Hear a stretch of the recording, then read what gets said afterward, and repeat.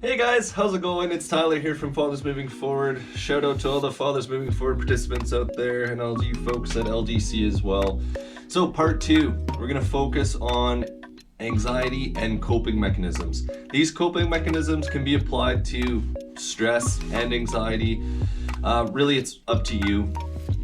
So last week we gave a pretty basic definition of anxiety, sort of why it happens.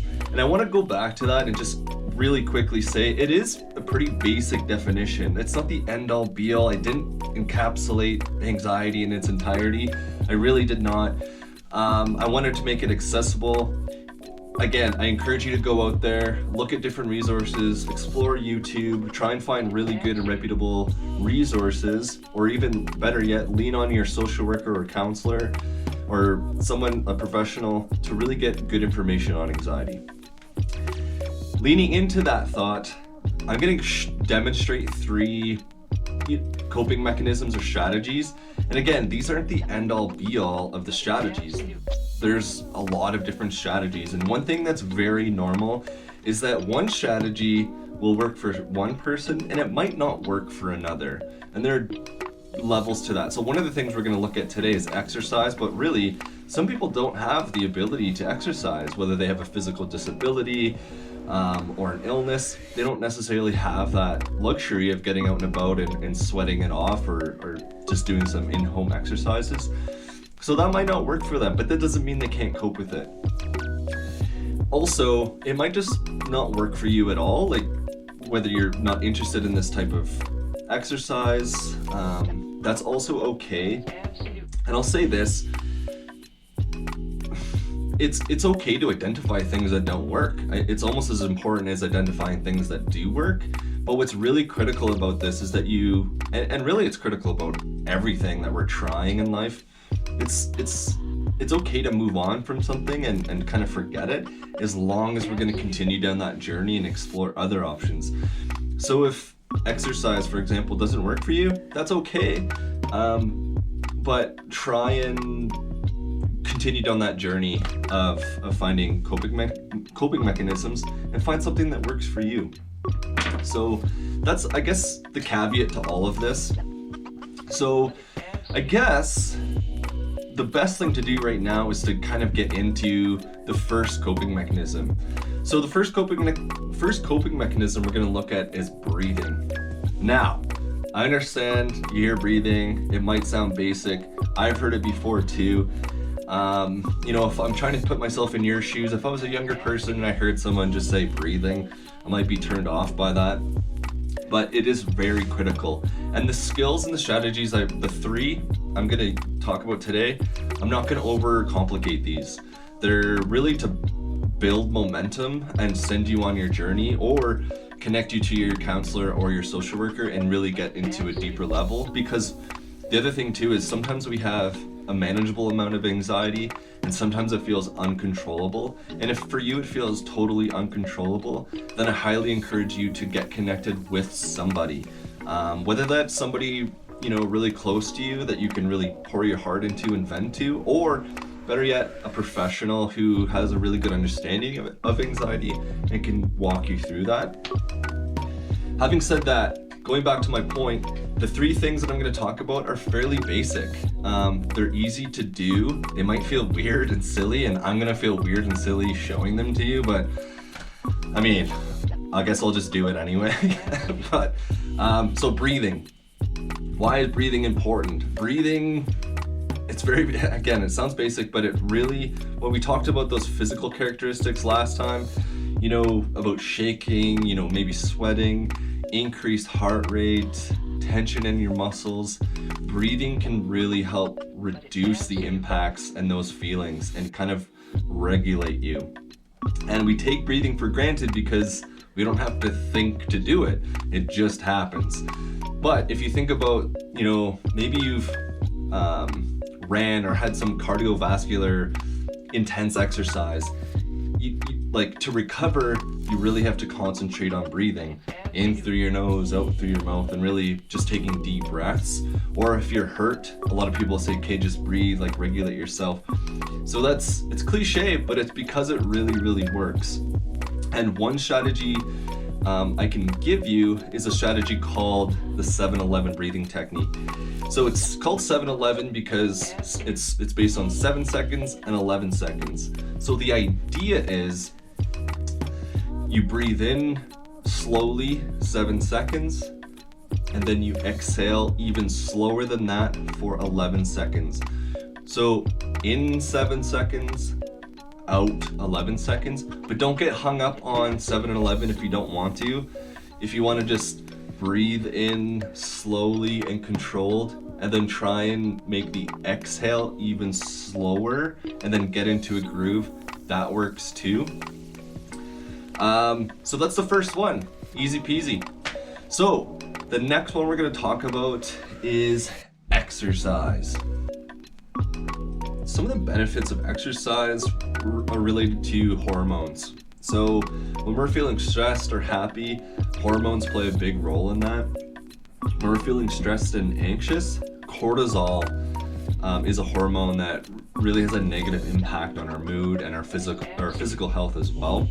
So to keep it simple, if you do 20 to 30 minutes of physical exercise a few times a week, that'll significantly impact cortisol. And what I mean by that is that it will reduce cortisol, and that'll have really long-lasting and positive impacts on your mental health. What it also does is increase some other hormones that uplift us and make us feel better, and one of those is serotonin. So we don't really need to get into depth. So again, this is just for you to access, and if you want to learn more, I highly encourage you to either connect with me individually or go out on your own and look some of these up, and take control over that. So exercise, just to review, will decrease cortisol and increase serotonin, and it'll make you feel better. There is a lot of evidence on this as well, which is I'm happy to say, because I don't want to be sharing misinformation to you guys, especially at this time where there's a lot of information coming at you with regards to COVID. This is indisputable. There's nothing controversial about exercise and it having a positive impact on anxiety. And when I say positive impact, I mean reducing the effects of anxiety. So what I'll do is I'll show you some examples of how you could get some exercise. I am not qualified to give you, a rundown of what's considered good technique or good exercise. I encourage you to look that up on your own, but I'll just give you some ideas of what you can do in the house to get some exercise. So why don't you follow me?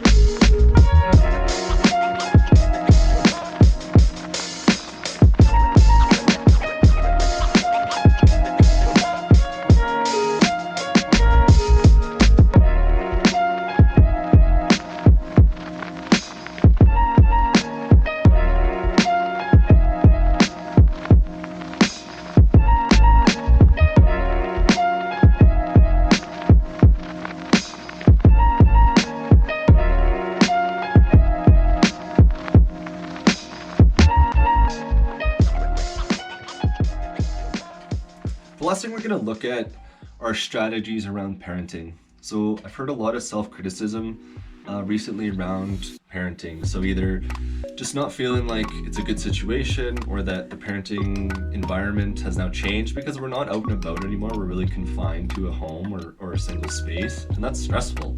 we have to really change and adapt, how we take care of our kids, and the amount of time we spend with our kids too has changed, and it can be stressful. So what I want to say about that first and foremost is, if you're feeling sometimes annoyed, or you're just not feeling like you're on your A game as a parent, that's absolutely normal right now. A lot of parents are feeling that way, and you're not a bad person for feeling that way. In fact, it's, like I said, it's quite normal. But a couple of things to remind you of is, of course, there's a reasonable amount of time that you should be spending with your kids, and it really depends on what age they are. But sometimes spending every waking moment with a child isn't reasonable. It's unreasonable. And why that is because we need individual time to take care of ourselves. So really, this strategy is looking at the previous two and asking yourself how you can make time to practice breathing or practice exercise or whatever coping mechanisms you have in place. How do you create time to exercise those and practice those by yourself? Because it is important that you get some time alone and to kind of center yourself again. So don't beat yourself up if you're not feeling like you're on your A game. It's pretty normal right now, and you need to make time to practice those coping mechanisms. In terms of some stuff you can do with your children really need to know that they're in a safe environment. So there are different ways of accomplishing that. Just some simple ways is making sure their basic needs are being met. So food, again, spending some quality time with them, making sure that they have cuddles and they're just feeling loved. The other thing you can do is really use play. When a child uses play, they're really mastering some skills. And the cool thing about play too is they can do this alone, or they can do this with you. So there can be an opportunity to accomplish serve and return, so that interaction between you and the child, and allowing them to really guide the process and you just follow along. But there is an opportunity for them, depending on their age, to go and play by themselves. As long as they're safe, this might be a good opportunity for you to practice some of yourself, your coping mechanisms or your self-care practices. Again, making sure and ensuring safety is, the absolute priority, but it's absolutely okay if they're playing on their own. So take advantage of that time. So just to recap, really try not to beat yourself up about not being on your A game. A lot of us are in our B games and C games, and that's totally cool and normal. Make time for self-care to either practice some of the stuff that we outlined in this video, or whatever you have that's working right now in your own life. Make sure your child is feeling safe and nurtured, whether that's through cuddles or meeting their basic needs, and creating opportunities for your children to play either alone or with you, and really practice that serve and return, that interaction, that back and forth, and allow them to guide that.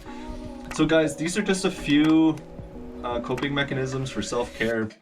They're applicable to anxiety, but they're also applicable to stress and feeling depressed and sad and sort of a range of emotions. So that's it. What I would really love is to get some feedback on this video. If you learned something, if you didn't learn something. Again, if you're feeling like anxiety is a little bit out of control for you, I think it's really important that you get connected with somebody, whether that's a professional in the community, your social worker from Louise Dean Center, myself, if you're a Fathers Moving Forward participant. If you want to connect with me and do some individual stuff, we are doing some really cool stuff using video counseling. So those are options for you. So I hope you liked part 2, Coping Mechanisms Anxiety. All right, guys.